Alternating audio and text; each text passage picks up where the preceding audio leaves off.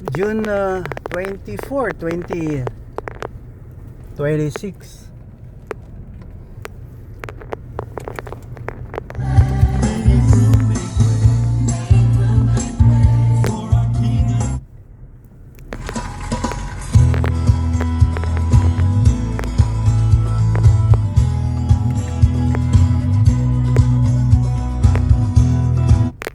Coronadal City, South Cotabato, Philippines.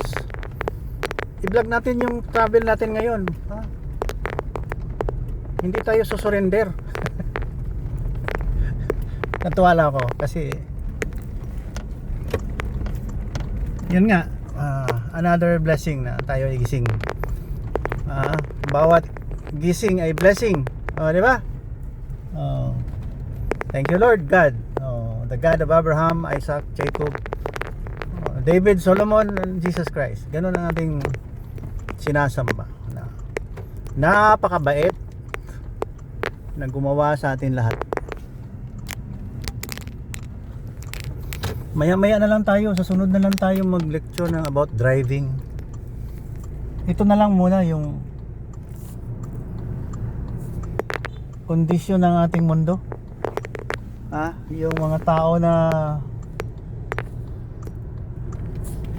ayaw tumino. Hindi ko naman sinasabi na perfect tayo, pero kung pwede, let us make it perfect. Parang marriage na walang perfect marriage, except when you make your marriage perfect. Controllable ang lahat. Pero don't forget, pag walang Hesukristo, talagang magulo. Tune in ka na lang doon sa nagsasalita ng Hesukristo, but beware, maraming hipokrito sa pulpito. Kalain mo pag magbukas ka ng social media,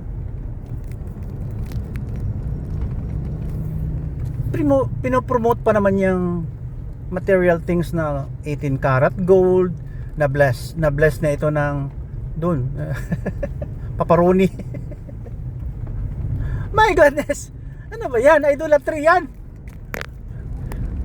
Totoo, hindi ako nagbibiro. You are practicing paganism. Hindi yan totoo. Ang gulo-gulo nyo eh. Pupunta lang tayo ng langit, dami pa tayo daanan. Ipinanganak ng Hesukristo eh. Ano ba kayo? Isaiah, Book of Isaiah, Old Testament. Sabi niya, ipanganak nga ang katawan ng Panginoon na gumawa sa atin.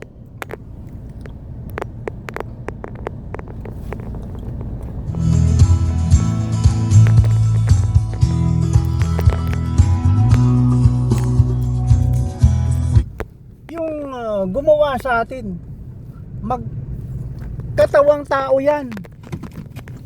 Yeah, magkatawang tao yan. Maging tao siya at makihalubilo sa atin.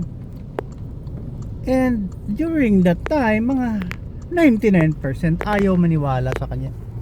Hanggang ngayon, 2026, that was 2,000 years ago na pinanganak siya. It was prophesied na ipanganak. Maraming naniwala, maraming gumawa ng religion, maraming Hesukristo sa mundo.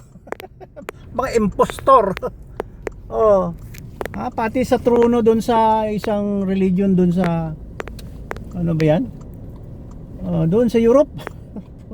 Grabe ang mga paniwala na ano daw sila? Isang ugat na lang daw sila ni Hesukristo dahil sila ang tunay na simbahan at kapatid sila ng tunay na propeta na si Paul. Hindi. Ang lahat ng paniwala diyan, lahat na parang pagan belief, wala na kasi pinanganak na si Kristo. Kaya sabi niya, John 3:16. Sabi ni John, pag pinanganak na yan, wala na yun, erase na lahat. When you come to God, you just mention Jesus Christ. You believe Jesus Christ ang katawang tao ng gumawa sa atin. Sinong gumawa sa atin? Di ba? Yung dakilang Panginoon, imagine mo na lang gaano siya kalaki. Ang araw lang, ilang planet Earth yan ang magkakasya dyan. Araw pa lang yan. How much more ang mga stars? Ang the nearest stars, ang pinakamalapit na star, trillions of kilometers away. Grabe ang gumawa niyan. Yun ang gumawa rin sa atin. Maniwala ka. Huwag kang magnakaw. Talaga ito. Maraming magnanakaw sa atin, no? Budol. Huwag naman ganyan. Ano pagising ko kanina? Salamat, pagising ko, salamat. Mayroon akong vlog May, ngayon, June 24. Puro pasalamat sa Panginoon Sabi ko, dandahan lang magmaniho. Yung Ilonggo hinay-hinay, para makauli sa balay, parang ganon. Ito may space dito tayo.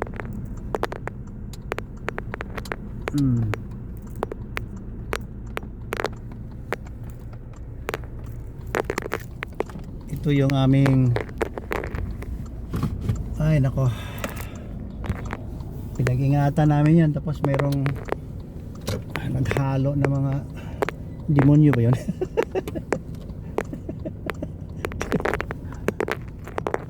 Mga sweetik. 1, 2, 3 gang. Palus. Ay nako, hindi nyo madala sa langit yan, Chong. Kung malangit kayo. Advice pag kayo magkapera, huwag nyo i-display. Lalo na may posisyon kang matamis. Juicy position. Huwag mong ipakita. Ay, bodol ka Pakita mo, pasikat mo pang property. Number 1, sasakyan. Pangalawa, resort. Buhay. Sorry. Kaya nag-vlog ako dahil natutuwa ako sa mga kulto. Pag siguro ang grupo mo kulto, fake. Hindi ka honest, Chong. Hindi ka honest. Balasubas ka. Ayun ang kaibigan ko, duty siya. Ayan, uwi na sila. Ayan. Ayan na si boss. Umuwi na. Ako naman dumating. Okay, sige na lang. Ako na lang dito. Okay, sige, thank you for watching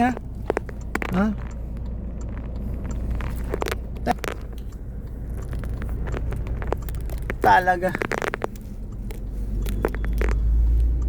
God bless you and keep you. God shines His face on you and be gracious unto you. God